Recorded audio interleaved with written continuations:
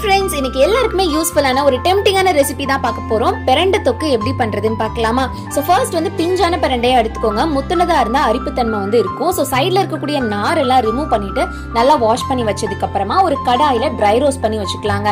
இப்போ அதே கடாயில கொஞ்சம் போல எண்ணெய் விட்டுக்கோங்க. நல்லெண்ணெயா இருந்தா டேஸ்ட் அட்டகாசமா இருக்குங்க. எண்ணெய் காஞ்சதுக்கு அப்புறமா கொஞ்சமா கடுகு, தாராளமா கருவேப்பிலை, 20 இருந்து 25 பல் பூண்டு, நறுக்கி வச்சிருக்க வெங்காயம், இது எல்லாமே சேர்த்து நல்லா கண்ணாடி பதம் வந்ததுக்கு அப்புறமா ஒரு 5 தக்காளியை ஸ்லைஸ் பண்ணி சேர்த்துக்கோங்க. இது எல்லாமே நல்லா பைண்ட் ஆகி வந்ததுக்கு அப்புறமா நம்ம கிளீன் பண்ணி வச்சிருக்க பிரண்டையும் சேர்த்து ஒரு பெரட்டினதுக்கு அப்புறமா மசாலா ஐட்டம்ஸான மஞ்சள் தூள், மிளகாய் தூள் வந்து சேர்த்துட்டு பச்சை வாசனை போனதுக்கு அப்புறமா ஒரு பெரிய நெல்லிக்காய் சைஸ் புளியையும் வந்து கரைச்சி சேர்த்துக்கோங்க. உப்பெல்லாம் வந்து அட்ஜஸ்ட் பண்ணி சேர்த்ததுக்கு அப்புறமா ஒரு 10 to 15 மினிட்ஸ் கொதிக்க விட்டீங்க அப்படின்னா சூப்பரான பிரண்டை தொக்கு வந்து ரெடி ஆயிருங்க. இது ரொம்பவே ஹெல்தி.